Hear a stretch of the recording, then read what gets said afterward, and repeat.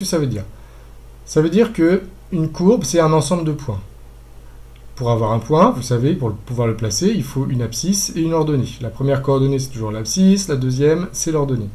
Donc x, c'est l'abscisse, x, c'est un nombre de l'ensemble de définition. Par exemple, si l'ensemble de définition, c'est -1, 5, eh bien x, c'est un nombre qui est compris entre -1 et 5. Et qu'est-ce que c'est que y? Eh bien, c'est l'image du x qu'on a choisi. Donc pour avoir la courbe, normalement, il faudrait avoir les images de tous les nombres de l'ensemble de définition. Alors évidemment, c'est impossible, puisque dans un intervalle, il y a une infinité de nombres, mais en plaçant un certain nombre, on arrive à avoir une représentation assez correcte. Alors comment faire pour tracer une courbe représentative? Eh bien, on remplit un tableau de valeurs, c'est-à-dire on va calculer des images, les images de certaines valeurs de x qu'on aura choisies. Ensuite, on place les points, je vais vous montrer comment faire, et puis on relie ces points à main levée, c'est-à-dire sans la règle, en lissant le tracé, un tracé le plus lisse possible, pas d'à-coups. La règle, on l'utilisera que pour les fonctions affines. Pour la plupart des fonctions, il n'y en a pas besoin, on les trace à main levée. Alors, soit f, un exemple, la fonction définie par... Donc, f, c'est notre fonction qui va de -3, 3 dans R, et qui à x associe -x au carré plus 4.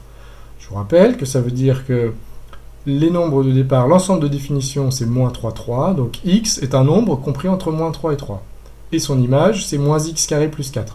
Le programme de calcul qui est associé, c'est on met au carré d'abord, c'est la première chose qu'on fait. Ensuite, on multiplie par -1 et on additionne 4. Alors, qu'est-ce que c'est qu'un tableau de valeurs? C'est un tableau dans lequel on va mettre des valeurs de x et puis les images. Alors voilà, par exemple, ici je vous ai mis toutes les valeurs entières de l'intervalle -3, 3. Évidemment, il n'y a pas tous les nombres de l'intervalle -3, 3. Il y en a une infinité. Il n'y a pas -1,12, il n'y a pas 1,247 ou des choses comme ça. Il y en a juste 7. On va calculer les images. Donc on va calculer l'image de -3, c'est-à-dire f de -3. C'est-à-dire on va remplacer x par -3 dans notre formule et on va calculer. Alors ici, j'ai pris volontairement quelque chose avec des petits problèmes de calcul. Il faut faire attention au signe moins. Quand on remplace x par -3, eh bien, le -3, le carré s'applique à tout le -3. D'accord? Mais le moins qui est là, qui est le moins qui est devant le x, ici, doit rester absolument. Ça, c'est mon x, c'est -3, et on le met au carré. Mais le moins qui est là, et reste devant. Je vous rappelle que dans cette formule ici, le carré ne s'applique pas au moins qui est là. Il s'applique que au x. D'accord? Donc, on calcule, -3 au carré, ça fait 9. Et ce moins qui est là, il reste devant. -9 plus 4, ça fait -5. Donc, dans notre tableau, eh bien ici, en dessous de -3, on va mettre -5. D'accord? Et etc. On fait le calcul pour tous les autres. Alors, la même chose pour -2. f de -2, c'est -2 au carré plus 4, etc. Donc, ça fait -4 plus 4, ça fait 0. On remplit et on fait tout ce calcul. Alors, je vous laisse faire pour les autres. On trouve -5, 0, 3, 4, 3, 0, -5. Voilà un tableau de valeurs. On va placer ces points dans un repère. Donc il faut tracer un repère. Voilà. Alors, l'axe horizontal, vous savez que c'est l'axe des abscisses. L'axe vertical, c'est l'axe des ordonnées. Donc l'axe horizontal, ce sont les x, les valeurs de x. L'axe vertical, c'est les valeurs de f de x.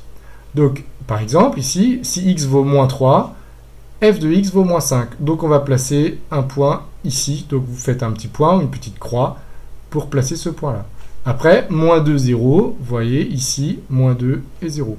-1, 3, ici. Qu'est-ce que ça veut dire ce -1, 3? Ça veut dire que l'image de -1, c'est 3, on place un point ici, etc. Donc vous placez tous les points et vous les reliez donc, à main levée. À main levée, ça ne veut pas dire que ça doit forcément être moche. Ça peut être joli si c'est bien fait. Alors voilà, moi je triche un petit peu, mais essayez de voir quelque chose d'aussi joli que ça. Et vous avez votre courbe qui passe par tous les points. Le tracé est bien lisse, mais il n'est certainement pas fait à la règle. D'accord ?